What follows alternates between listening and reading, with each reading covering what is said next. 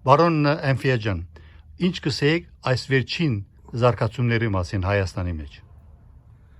Շնորհակալություն հրավերքի համար, պարոն Չապարյան, բարեձեզ հարգելի դիտողներ։ Ես կուզենամ անդրադառնամ այս ներկա եկեղեցի իշխանություն, եկեղեցու ադմինիստրացիա ավելի շուտ եւ իշխանություն հակասությունների եւ այս կոնֆլիկտին, քանի որ սրանով մենք զբաղվել ենք դեռ սկսած 1997 թվականին, երբ Հայաստանում սկսում ենք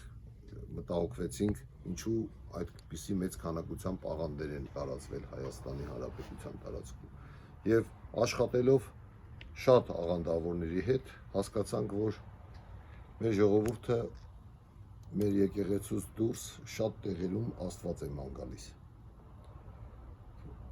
Աշխատել ենք Եհովայի վկաների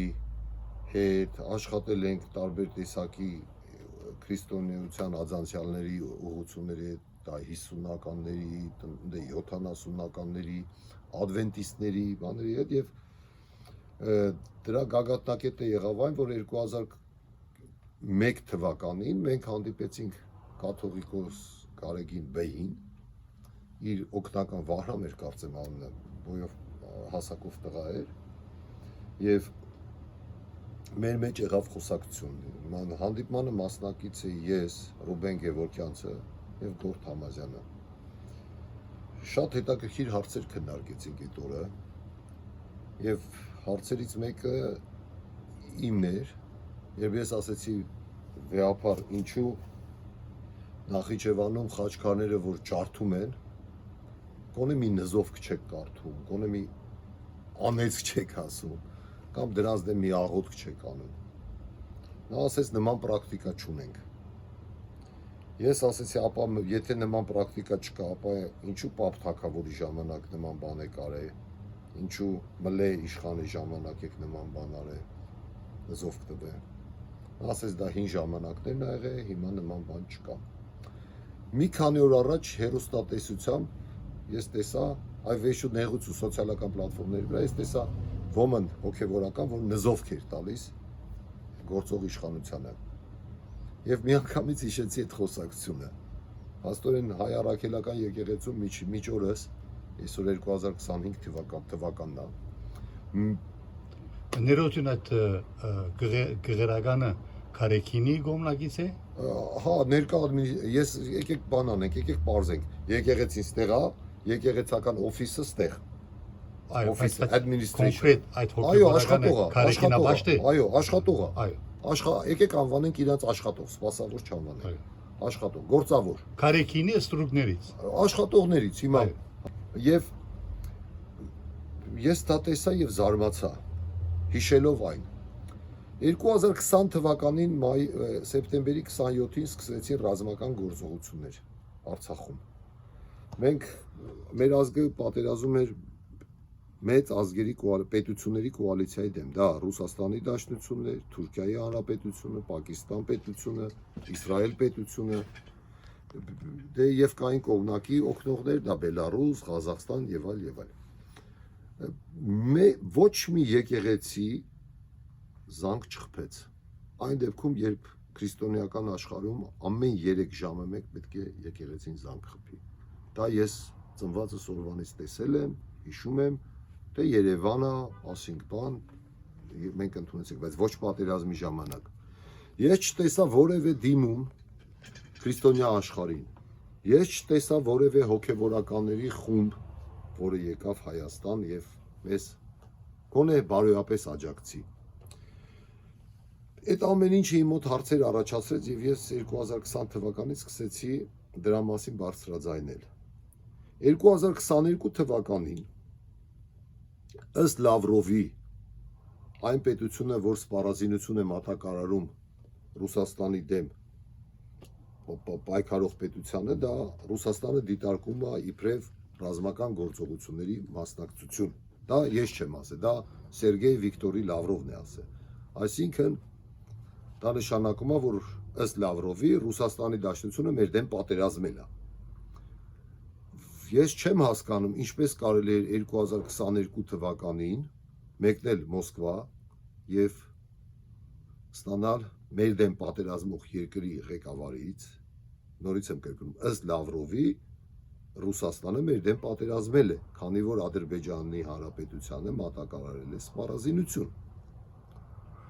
Եվ պարոն Գարեգինը կտրիչը ստացել է մեդալ մեր դեմ ագրեսիա սանձազերծած պետության ղեկավարի ձեռքերից։ Կուզենամ հիշեմ եւ բոլորիդ հիշեցնեմ, որ 2008 թվականին ռուս-վրացական պատերազմից հետո պարոն հայտնի ճանաչված Վախթանգ Կիկաբիձեին Աշունը հրավիրեցին Կրեմլ եւ Կրեմլի դահլիճում ելույթ ունենալու խնդրանքով։ Երկիչ, վաստակավոր երկիչ, Վրաստանի ժողովրդական երկիչ Վախթանգ Կիկաբիձեն հրաժարվեց եւ նա հրաժարվեց բաց մամուլով եւ ասեց, որ ես չեմ գնա մի երկիր համերգ տալու հանդիսատեսին զվարճացնելու, որը իմ երկիրը ռմբակոծել է։ Պարոն Կտրիչ Ներսիսյանը գնաց եւ ստացավ շքանշան։ Շքանշանը կոչվում է ժողովրդերի բարեկամության շքանշան։ Նման շքանշան ստացել է Մեհրիբան Փաշաևա Ալիևան, նման Ադրբեջանի Հանրապետության փոխնախագահան, նման շքանշան ստացել է Ադրբեջանի պարլամենտի խոսնակ Սահիբա Գաֆուրովան, ժողովրդի բարեկամության շքանշան։ Ու նման շքանշան պարոն Կտրիչ Ներսիսյանը։ Ինձ համար դա ամոթալի փաստ է։ Ես ամաչում եմ։ Ես շատ ընկերներ ունեմ հայ առաքելական եկեղեցու սպասավորներից, շատ։ Եվ ես մեր եկեղեցին գտնում եմ, որ դա մեր ազգի մարմնի մի մասն է։ Եվ ինձ համար շատ ցավալի է նման բաների խոսել այսօր։ Սակայն ճշմարտությունը, ինչպես Բիսմարկն է ասում, ամբողջ ճշմարտությունը հնարավոր չէ ասել, բայց ինչ ասում ես պետք է լինի ճշմարտություն։ 4 ամիս առաջ պարոն Եզրաս Ներսիսյանը, Գարեգին Կտրիչ Ներսիսյանի եղբայրը, որը Ռուսաստանի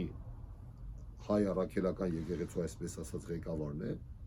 ստացավ մեկ այլ շքանշան ռուսական իշխանություններից, կոչվում է Ալեքսանդր Նևսկու անվան շքանշան։ Այն Ալեքսանդր Նևսկին է,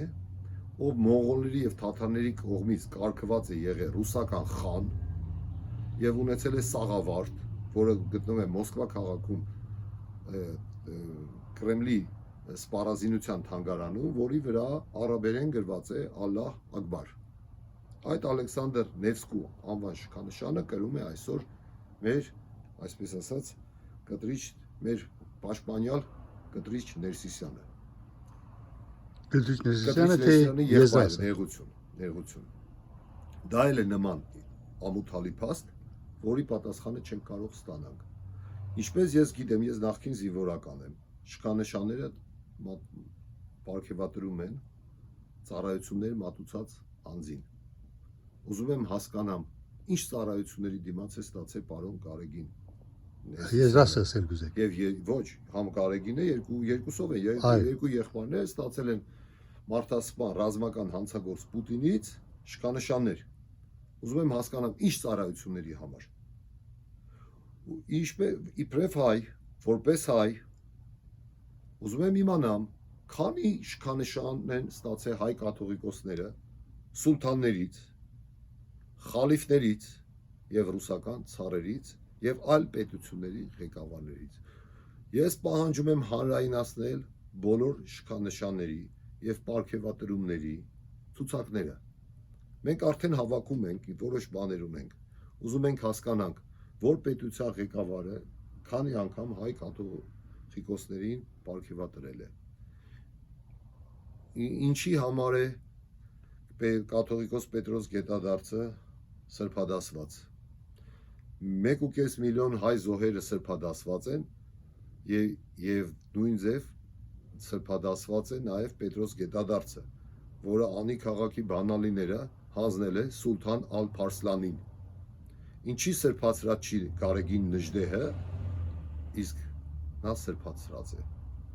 Այս հարցերը, որ մենք պետք է ռևիզիոնիզմ կատարենք։ Պարոն Կտրիչ Ներսիսյան, Ալեքսին ինչպես կոչում են ուղղափառ եկեղեցին, բազմիցս հայտարարել է, որ հայ առաքելական եկեղեցին դա հերետիկոսների եկեղեցի է եւ դա քրիստոնեություն չի, այ սատանայապաշտություն է։ Ցանկացած պահին, ցանկացած Ռուսաստանի, ցանկացած քաղաք գնացեք, հարցրեք բնակչությանը եւ բնակչությանը այդպես ուղեղները լվացել են, որ մենք հերետիկոսներ ենք եւ այլ եւ այլ։ Ինչպես կարելի է, ես հասկանում եմ ձեր վիճակը։ Ես հասկանում եմ, որ դուք գիտեք, որ սա անելու բան չի եւ հասկանում եմ, որ դուք մեծ ճնշումների տակ եք։ Ես հասկանում եմ, դուք իրոք շատ ծանր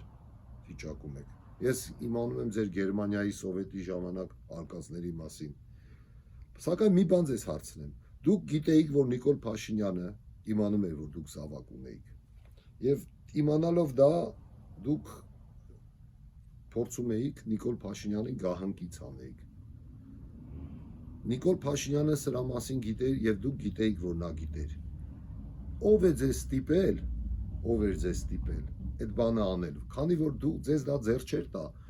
դուք չէիք ուզենա։ Ես համոզված եմ, Կտրիչ Ներսիսյանին սա պետք չէր։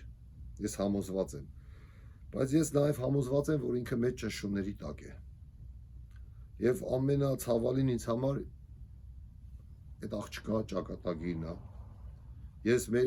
իմ կողմից ներողություն եմ խնդրում այդ աղջկանից, քանի որ այդ աղջիկը ընդհանրապես այս կինը ներողություն։ Նրա վիճակը շատ ծանր է եւ մեր ժողովրդի վիճակն է։ Որ գինը։ Բարի այդ Կտրիչի զավակը, որի նկարներն են պատտվում, որի մասին են խոսում, հարայնացվել է, նկարները պատտվում են։ Ես ըստ տեղեկությունների Կարեկինի Աբորյունի արտագղերական, արտագուսագրոն գղերական գինը անունը Լոլա է, Թուստրի անունը Խաթուն է։ Նրանց է սակնարգում։ Այո, այն նույն Խաթուն է, որը իդեպ այդ անունն է լավ անուն չի, քանի որ մեր նահապետ Թորգոմը Խաթունի հետ կենակցել է Մեսրայմի կնոջ։ Կտրիչ Ներսիսյանը գիտի ես ում մասին եմ խոսում։ Հիմա ասեմ ձեզ, ինչի էր պետք կուսակերոնությունը Կտրիչ Ներսիսյան։ 2012 թվականին ես Վաշինգտոնում խոսում էի լուսահոգի Իգոր Մուրադյանի հետ։ Իգոր Մուրադյանը շատ սիրված էր կանանց կողմից եւ իրոք նա կանանց հանդեպ անտարբեր չէր։ Եվ ես հարցրեցի Իգոր, ասի, ինչի դու չամուսնացար, չփսակվեցիր եւ կին զավակ չունեցար։ Ինչի դու այդ քայլին դիմեցիր։ Լավ չէր լինի, որ դու մի զավակ ունենայի, որ իմանանք սա Իգորի զավակն է։ Իգորը ինձ պատասխանեց հետևյալը։ Ասեց, եթե ես զավակ ունենայի, եթե ես ամուսնա փսակվեի, կարգվեի, ես չէի կարող իմ ազգին լիովին ծառայել, քանի որ դրանք կլինեն իմ թույլ տեղերը եւ թշնամիները կփորձեին իրանց միջոցով ինձ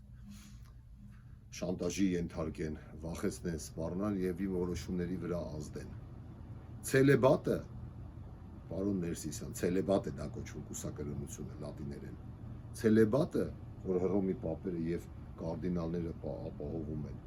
հենց դրա համար է արած, որ կրոնական պատասխանատուները ձեր կարգի լինեն անկառավարելի, հնարավոր չլինի ձեզ կառավարել եւ դուք լինեք ձեր որոշումների ընդունման մեջ ինքնուրույն։ Դա է եղել պատճառը։ Դրա իմաստը, պարոն Կտրիչ Ներսիսյան, կուսակերոնության ոչ թե որ ձեզ վնաս տան կամ ձեզ անդուր լինի այս կյանքը, այն է, ուզում եմ ձեզ այսպես ասած լիգբեզ անեմ, հա, այն նրա համար, որ չկարողանան ձեր վրա ներազդեն, իսկ այսօր ձեր վրա ներազդում են։ Լինի դա Նիկոլ Փաշինյան, լինի դա ուրիշ պետությունների հատուկ ծառայություններ, ձեր վրա հենց դրա պատճառով այդ գործիքով են ազդում, ձեր երեխայի միջոցով են ազդում, ձեր նախկին կյանքի միջոցով են ազդում։ Ուստի ճիշտ կլինի մի հատ դուք ինքներդ ներս նայեք, ճիշտ որոշում ընդունեք եւ մեր ազգին հետ վերադարձնեք։ Ինչ կբադայի, եթե ինքը մերժե հրաժարվի, ցերգեցվածքը ինչ է։ Նա կտարանջատի հայազն ու եկեղեցին։ Կկարողանա այդ դարանչադի։ Ես կարծում եմ չի կարողանա, քանի որ եկեղեցին մերն է։ Մեր եկեղեցիների համար բազմաթիվ հայորդիներ են զոհվել, մեր եկեղեցիները պաշտպանելիս, Շուշին պաշտպանելիս զոհվել են հարյուրավոր մարդիկ, մեր եկեղեցիները, մեր սրբավայրերը, նրանք Գարեգին Ներսիսյանին կամ որևէ այլ հոգևորականին չեն պաշտպանել։ Դուք իմանում եք, չէ, բարոն Էնֆիա ջան, որ Գդուչ Ներսիսյանի գոմնագիցները եւ հատկապես հին ռեժիմական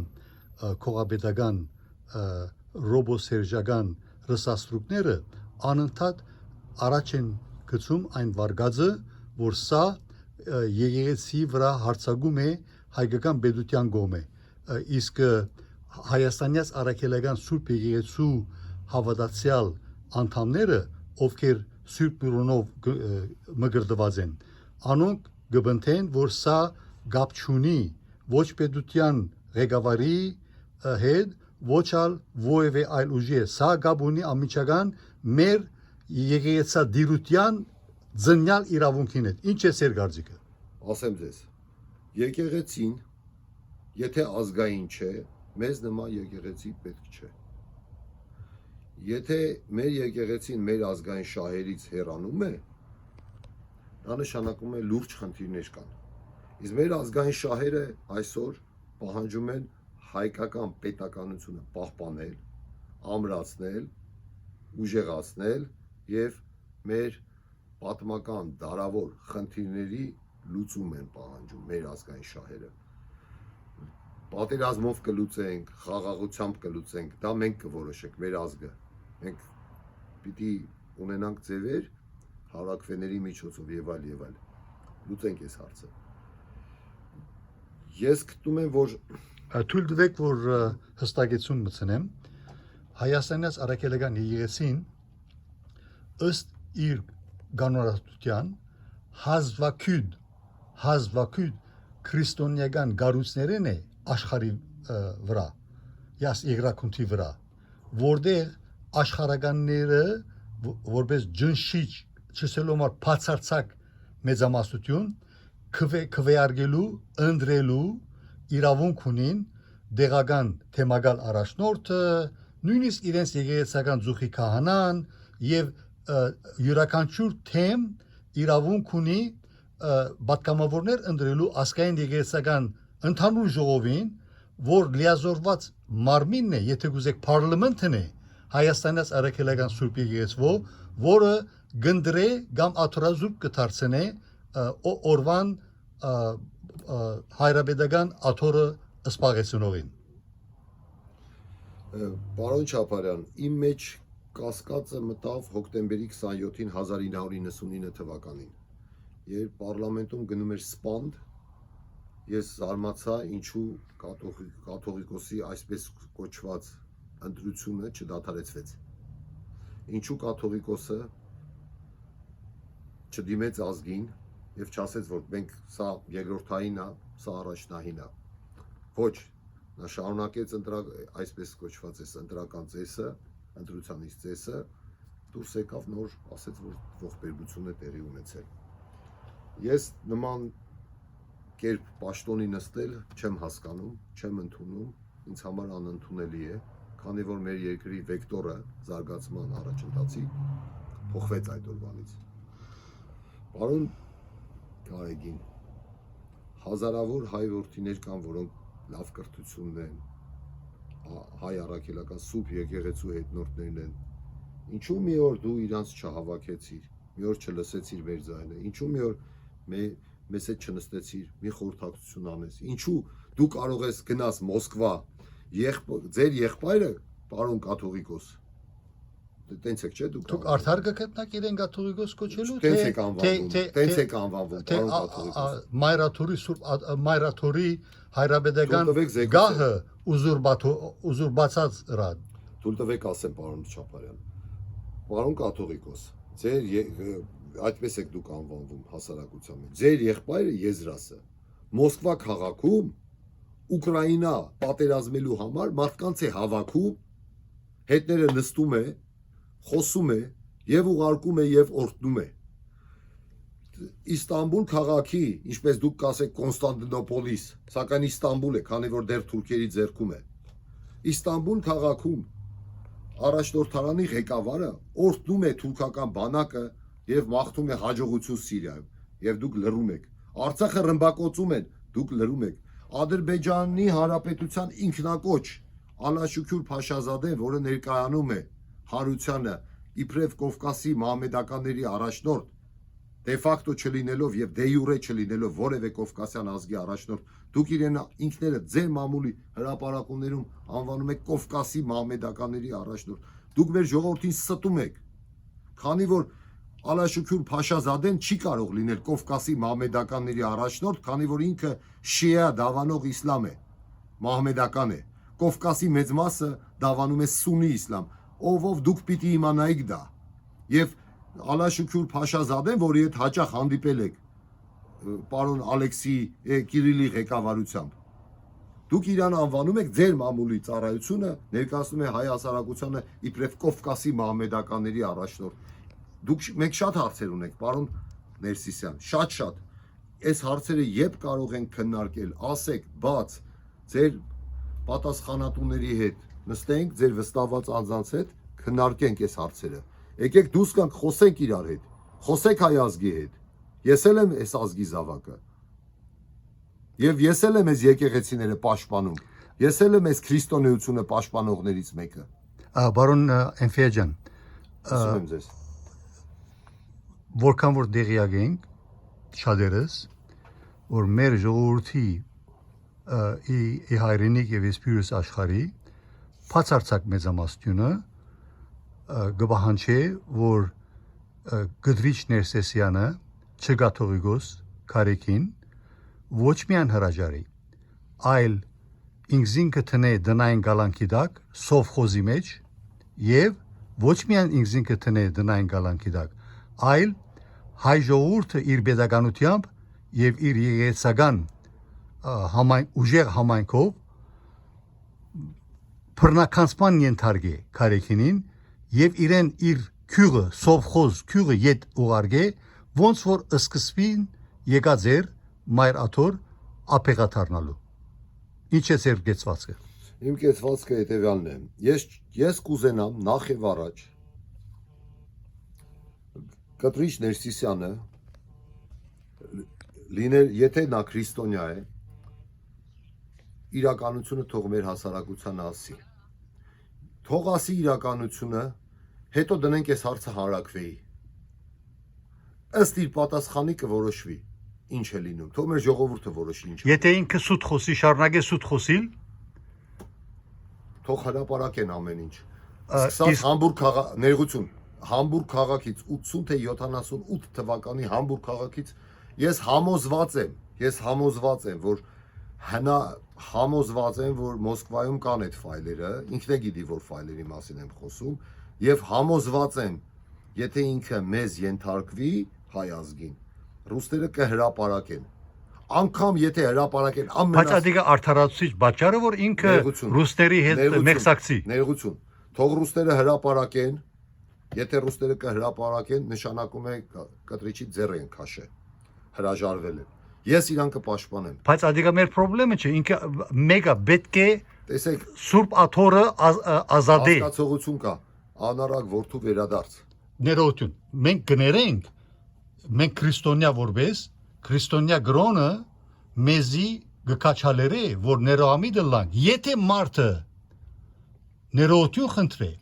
եթե այս բարակային Գդրիչ Ներսեսյանը ներողություն, եթե Գդրիչ Ներսեսյանը ինքզինքը գարկազուր քրճագե եւ աթորը ազատե եւ ընդունի առանց փաթրթի, առանց երկար փարակ գրիվներու եւ ընդունի, որ ինքը դառնալու է 14-րդ կամ 15-րդ աթորազուր կաթողիկոսը, այն ժամանակը սիրով ես կլամ առաջինը իրեն ներողը որպես քրիստոնյա հավատացյալ, բայց նաեւ որպես օրենքի քերագայության հետևորդ ես ինձ թույլ չեմ կրնար դալ, որ ինքը իր թալանածը բահե։ Միանշանակ ձեզ հետ համաձայն եմ։ Ես խոսքս գնում է նրա մասին, որ խնդիր համար 1 թող ճիշտը ասի։ Ես համաձայն եմ ձեզ հետ, պարոն Չապարյան, սակայն նորից եմ ասում, պետք է փուլային տարբերակով սա լինի, ինչպես կասերով էր ասում Լևոն Պետրոսյանը, հա։ Սկզբից նախ եւ առաջ թող բարձերես լինի մեր ազգի մոտ։ Թող վեր կենա եւ ասի դա եղելա թե չէ։ Ու ինքը իրա բերանով ասի դա ցելեբատի խախտում է թե ոչ։ Եթե դա ցելեբատի խախտում է, նա գիտի ինչ անի։ Եթե նա շարունակելու է ասել, որ սա խոսալու առարկա չի, սա առարկա չի, ապա ուրեմն թող հանեն հայ առաքելը։ Եթե ինքը համաձայն է, թող հանեն ցելեբատի օրենքը։ Թող չլինի Դա ուրիշ ցելեբատ։ թեմա է, բարոն Չէ, Ախտանյան ջան։ հիմա ասածս ինչ է։ Ադոր ադիգա Թող ուրիշ հլը թեմա է։ ասի, թող դեռ ասի։ Թող ասի։ Հիմա օրենքը Այո։ Հայաստանից արեկական եկեղեցու խախտված է, Այդ հստակ է։ իր օրենքը չի, դա ցելեբատը, դա ամբողջ քրիստոնեական աշխարհով ընդունված օրենք Ճիշտ է։ է, իսկ Հայաստանից արաքելական Սուրբ եկեղեցու օրենսդրությունը քահանաները դասագարկած է երկու խմբավորումի։ Առաջի խմբավորումը գուսագրոն քահանայությունն է, որ սելիբատ կգոչեք, կնշանակի գուսագրոն քահանան իրավունք ունի ապեղա ասջանով սկսել են բարձանալու միջև վարդապետ, հետո եպիսկոպոս, հետո արքեպիսկոպոս, հետո թեմական առաջնորդ, կաթողիկոս, ուրեմն սա կնշանակի, որ ի հագաբատկեր ամուսնացած քահանաներին, ամուսնացած քահանաները պրոմոշն չեն կարող ստանալ։ Ընտանիք կարող են կազմել եւ իրենց ամենաբարձր գարկը գրնալալ ուրեմն ավակ քահանա։ Իմանում եմ, պարոն։ Հիմա այս մարտիկը մեր խնդիրը այն բանի մեջ է, որ այս թալանչի սդախոս եւ ամեն տեսակ սդափանություններով ինչքան արագությամբ հարգավոր է լուծել։ Կայծակնային։ Շնորհակալություն։ Շնորհակալություն։